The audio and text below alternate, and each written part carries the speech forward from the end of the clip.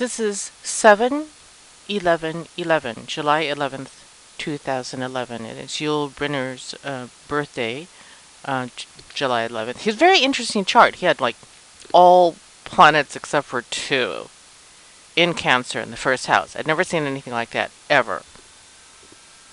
I had been making effort to do a video on Jupiter in Taurus trine Pluto in Capricorn. And I was trying to do this when Uranus was going retrograde. So, of course, my video editing software that is part of the Microsoft family, the Movie Maker, decided to not behave and was crashing on me. And I spent all the day trying to get back to where I was a couple of days ago, being able to use the software. I think it's working now, although I'm not going to press my luck. I wrote out this bit on Jupiter in Taurus trine Pluto in Capricorn, and I don't know if I should just read it or just like use it as notes. But anyway, on the 7th, it was trine exactly, and this is one of three dates that this will happen. The next dates are October 28, 2011, and the third time would be March 12th or 13th, 2012. And I'm having a real hard time wrapping my head around this transit, because there can be no two more different planets than Jupiter and Pluto. Jupiter is like the biggest. We should be called the Jupiter solar system, okay? Because it's the biggest planet. It lets off 3 degrees more heat than it receives from the sun. It's the consistency of a milkshake, you know? And then Pluto, they diminished it to a dwarf planet, which I'm not going to get all upset about that, but I'm saying if you do that, then we gotta count in all the other dwarf planets that are bigger than Pluto as having an influence, and that gives astrologers a whole new kettle of fish to fry, but that's another discussion. So Pluto is ice and rock.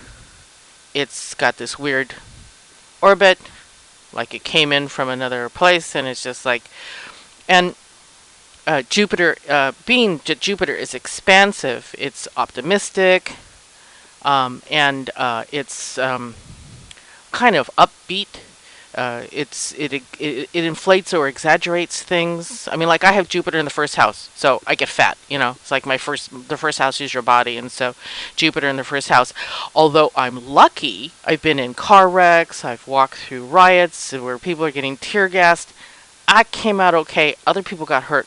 Jupiter in the first house protects the body because it's like a good luck kind of planet. You know, Jupiter being associated with money, luck, and expansion. Pluto is it's transformational, as I often say, but transformational in the sense that birth is transformational. You go from being a fetus to a human being, and sex is transformational.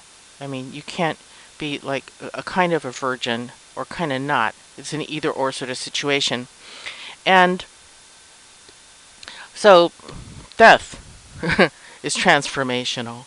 So sex, birth, death, the whole gamut.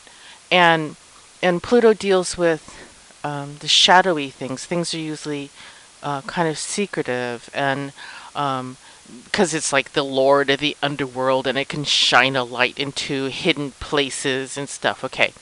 So here's two, and they're both Earth. They're in Earth signs. These planets are in Earth signs right now. Okay, and even though Taurus, where Jupiter is an Earth sign, and Capricorn, where Pluto is an Earth sign, and Earth to Earth, that's that 120-degree trine that makes it really easy.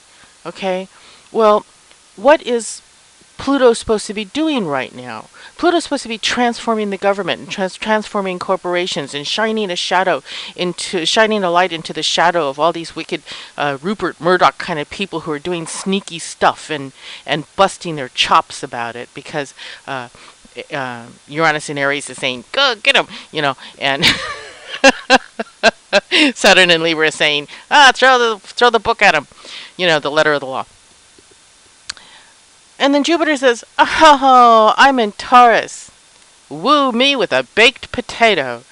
Anything that's sensual. Let's make it easy with this trine. Let's be expansive. Let's print a whole bunch of money that has nothing behind it. Oh, that'll be really good. That's what I keep on thinking of. Jupiter and Taurus is like supersize me, okay? Where you get like big bunches of stuff, but the nutritional content is kind of low.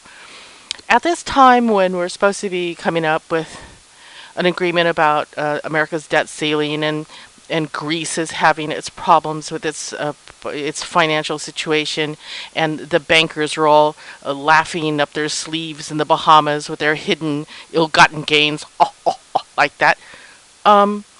Jupiter trining Pluto doesn't really seem like a particularly productive thing to do. I feel like being a grandma and going up to Pluto and taking it by its ear saying, "Come on, you have no time to be playing around with Jupiter and Taurus."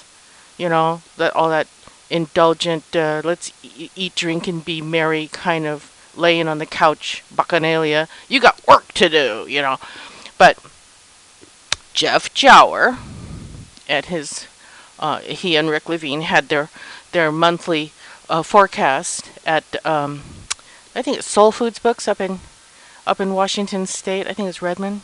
I'm not sure. I'll have to look it up. But anyway, he said that one of the things that we can do with this trine, this Jupiter and Taurus trine Pluto and Capricorn, is to resurrect, which is Pluto, talents and creative activity that has been laying fallow, because Pluto likes to recycle things and make things that you think are not valuable and make them valuable again. So let's say in Jeff Jower's example, he says, let's say before you used to draw, you used to really like to draw, and you put it aside because you had to go to work and you had to support your kids, and it's like, who has time for artwork? But this is a really good time, and during these exact Jupiter trine Pluto moments between here and 2012, he says, resurrect those creative activities that used to give you pleasure and get back into them now. What comes to mind is people who do hospice say that nobody has ever been on their deathbed saying, "Oh, I wish I put in more time at the office. I wish I had worked more overtime." No. They say, "I wish I would have spent more time with my family. I wish I would have done some things that were an expression of my creative, my creative something or other, Manifest your creative potential." There we go. I had like a little senior moment. So, even though I'm feeling a little uncomfortable about Jupiter and Taurus and its expensive, over-optimistic, hedonistic manifestation in Taurus being trine to Pluto when Pluto has work to do, we can use some of that Pluto energy and resurrect and revitalize talents that we had, because Taurus also is, since it's ruled by Venus, is a patron of the arts. So music, dance, sculpting. I mean, it's like when I started hosting the Polymer Clay Yahoo group, that was when Jupiter was in Taurus, and Jupiter deals with groups of people and a philosophic construct, and Taurus deals with stuff you can get your hands on, you can mush about. Sculpting and working with clay is one of them. So I've been hosting that Yahoo group for a whole a whole Jupiter cycle for 12 years now. So, yes, some positive things can come of it. I'm just concerned about the work that needs to be done. But all work and no play makes Jill a dull girl. So, there it is. And this is my misgivings about Jupiter in Taurus, Trine Pluto in Capricorn, and maybe we'll get some artwork done, if nothing else. So, let's if nothing else, it's like I'm an artist. I'm saying art is the one and only first thing. So there's my rant. Let's see how this turned out.